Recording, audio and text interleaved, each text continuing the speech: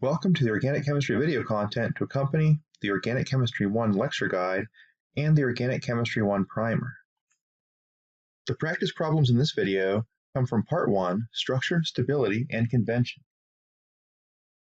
Our first problem asks us to look at this very complicated molecule and to identify electrophilic and nucleophilic sites within the structure. It's helpful to think about what a typical nucleophile and a typical electrophile might look like. Nucleophiles, remember, donate electrons. So if we have a lone pair of electrons on an atom, maybe that could be a nucleophile. If we have a pi bond, that may be a good nucleophile. Or if we have a partial minus charge or a minus charge on an atom in a molecule, those might all be nucleophilic sites that would be able to donate electrons. Electrophiles, on the other hand, attract electrons towards them. Those are generally cationic sites that have a partial positive charge, or occasionally it might be an atom that has less than an octet of electrons. So in the structure, it might be a good first step to fill in all the lone pairs of electrons on all the heteroatoms, the oxygen and nitrogen in the structure. Each oxygen should have 2 lone pairs, and the nitrogen should have 1 lone pair in neutral structures. And we know that from the Lewis symbols, in which the oxygen atom has 2 lone pairs and the nitrogen atom has 1 lone pair. So now that we filled in all of those lone pairs on the oxygen and nitrogen atoms, we can say that each of those sites could be a nucleophile in this structure. And we are supposed to draw arrows coming away from each of the nucleophilic sites in the molecule. All right, so we've identified quite a few potential nucleophilic sites in this molecule. Another example might be a multiple bond. A multiple bond, say here, for example, has 4 electrons in between those 2 atoms. That's a site with some extra electrons. Those types of bonds might be able to serve as nucleophiles as well. We can therefore label each of the double bonds in the structure as also being a potential nucleophile. All right, so we've labeled all of the potential nucleophilic sites in this molecule, and now we'll move on to the electrophiles. Well, there aren't any cations in this structure, but there certainly are a lot of polar bonds, which may have partial positive charges. We'll have to look for those. So at this point, we should fill in the partial positive, partial negative symbols to indicate which bonds are polar. So for each carbon or hydrogen atom attached to an electronegative atom, a more electronegative atom like oxygen or nitrogen, I filled in these partial plus symbols in red. Each of those sites could be a potential electrophilic site, and we need to draw arrows pointing towards each of those electrophilic sites. Having done that, we can see that there are quite a few electrophilic and nucleophilic sites in a very large molecule of this nature. Our next problem asks us to identify functional groups within a structure. A good first place to start is to identify the heteroatoms, the non-carbon hydrogen atoms in the structure. We see a nitrogen with all single bonds, that's an amine. A nitrogen atom adjacent to a CO double bond is called an amide. A CO double bond, again adjacent to a nitrogen, is another example of an amide. Whereas a CO double bond adjacent to an oxygen on one side and a carbon on the other is known as an ester. And we can see another example of that up here. Over here we see another amide. If we have a CO double bond where you only have a carbon atom on each side, that's an example of a ketone. Up here we have an OH group, which is an example of an alcohol functional group. And attached to this alcohol, you see this ring structure. That's an example of an aromatic or an arene functional group. And then over here, we do see a nitrogen and sulfur containing group that's not one of the functional groups that we've covered in our course. In this problem, we're asked to demonstrate our understanding of the arrow-pushing formalism. Here, the arrows are shown for us, and we're asked to produce the products that would result from these movements of electrons. In our first example, we see a nucleophile, Nu-, pushing electrons towards this carbon atom. And then we have electrons moving away from this bond and moving towards the bromine atom. The first arrow coming from the nucleophile to the carbon atom illustrates that that nucleophile is sharing a pair of electrons with that carbon atom. creating a new bond. The 3 hydrogen atoms are there as well, and that makes up the 4 bonds around the carbon.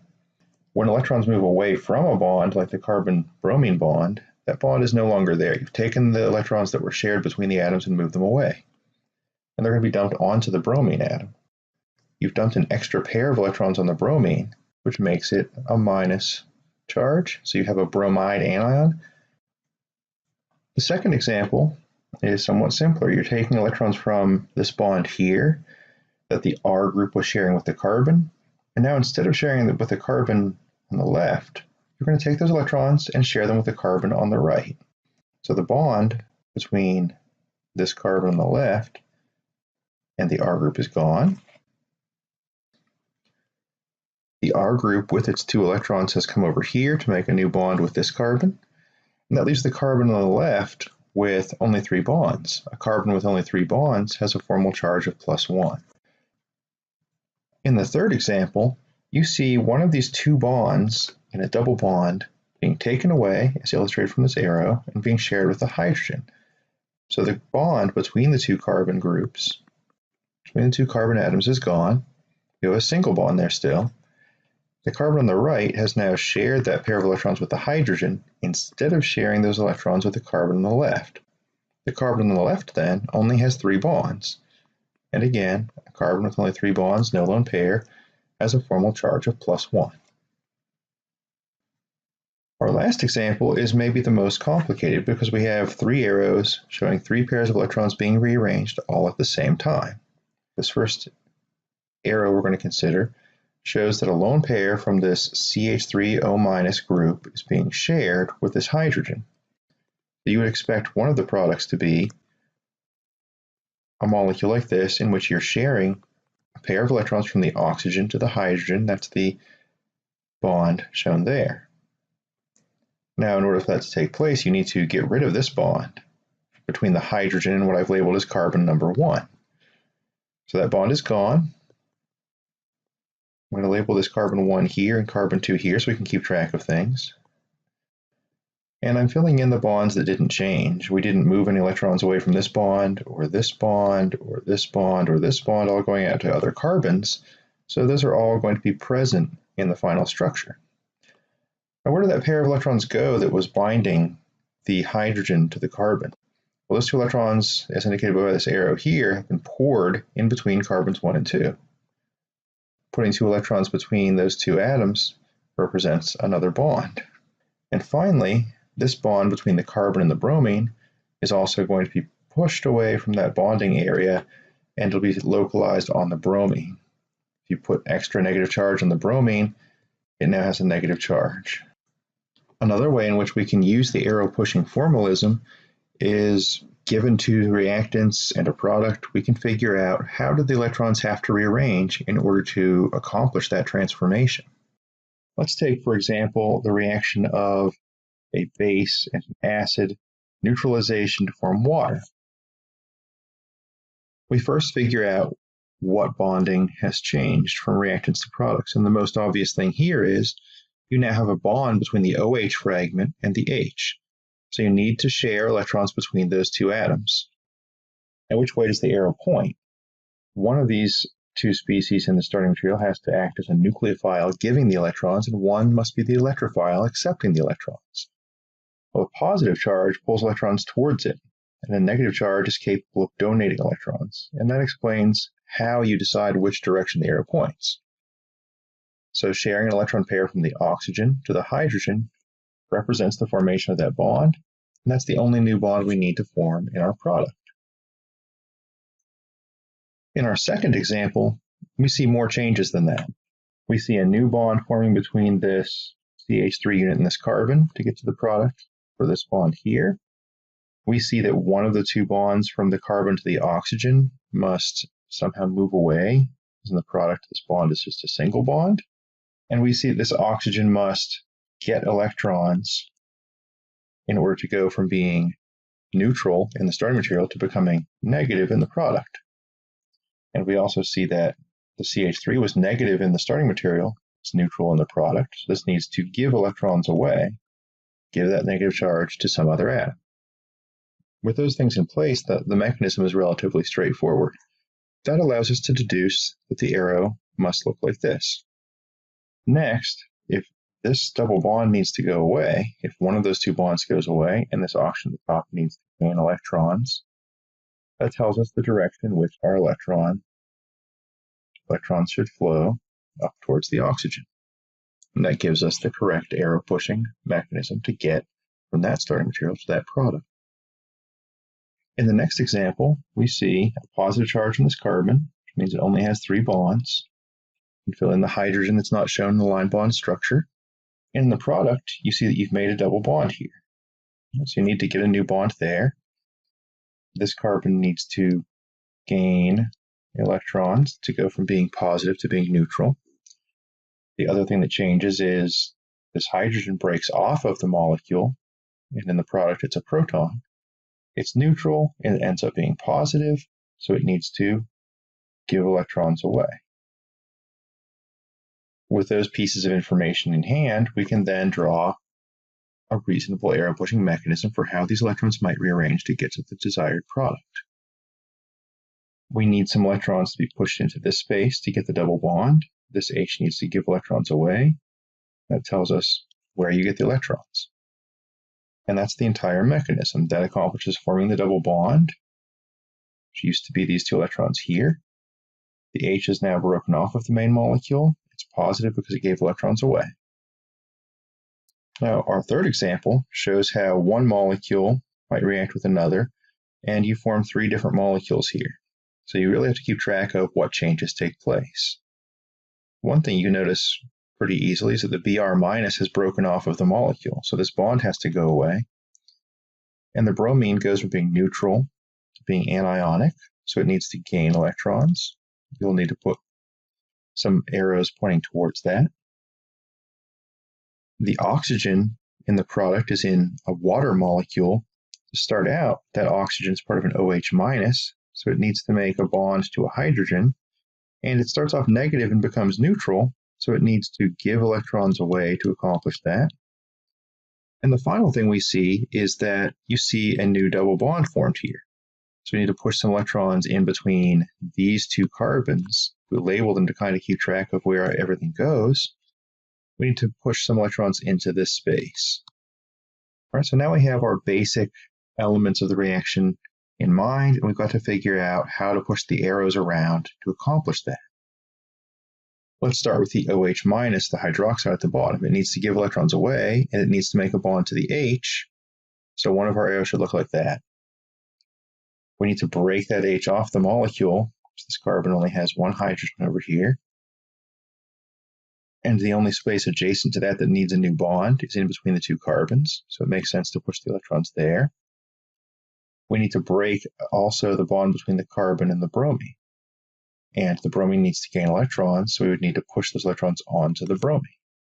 And so we need 3 arrows to accomplish that transformation. In this problem, we are asked to provide the hybridization for each of the atoms indicated by these arrows. There are 3 different hybridization states common for organic structures. These are sp3, sp2, or sp hybridized. An sp3 hybridized atom will need 4 hybrid orbitals. S plus 3p is 4 total orbitals. And those 4 hybrid orbitals could be used to hold lone pairs, or they could be used to bond an atom. The sp2 only uses 3 hybrid orbitals, and the sp only has 2 hybrid orbitals. So if we know how many atoms are attached and how many lone pairs are present on a given atom, we can easily determine whether it's sp3, sp2, or sp hybridized. So we start off by filling in all the lone pairs in this structure, at least on the atoms we're asked to indicate hybridization. All right, so we've done that. We filled in all the lone pairs, and now we get to figure out how many total lone pairs and bound atoms there are in each of these. This carbon, for example, has 2 atoms attached to it and no lone pairs.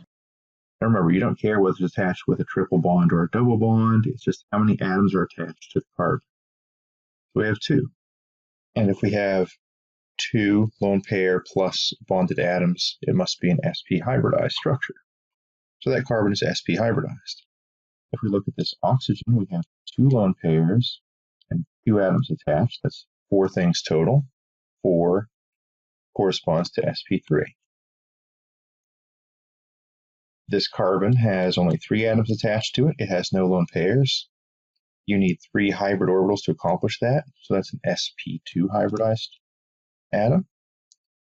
This nitrogen has a lone pair, has a carbon, and this hydrogen. That's a total of 4 things. You need 4 hybrid orbitals to hold those 4 bonding or non-bonding pairs. It's an sp3 hybridized atom. And here's kind of a tricky one. You see a carbon that looks on paper like it only has 3 bonds to it. But remember, in the line bond structure, you don't have to show hydrogen atoms that are on carbon. So if you see a neutral carbon, you know it has 4 bonds. Some of the hydrogens might not be shown. So there are 4 atoms attached to that carbon. That's an sp3 hybridized carbon. Moving on to this nitrogen, 1 lone pair, and then 2, 3, 4. Total of 4 things attached to it. You have an sp3 hybridized nitrogen. Here's a carbon, again shown in a line bond structure. You should have 2 hydrogens on that as well to make the 4 bonds in the carbon with an octet that's neutral. So there are 4 atoms bound to it. You need 4 hybrid orbitals to accomplish that. That's an sp3. Then you have this carbon here. You have a carbon with 3 atoms attached to it. And finally, a nitrogen with 3 single bonds, as well as a lone pair, is also sp3 hybridized.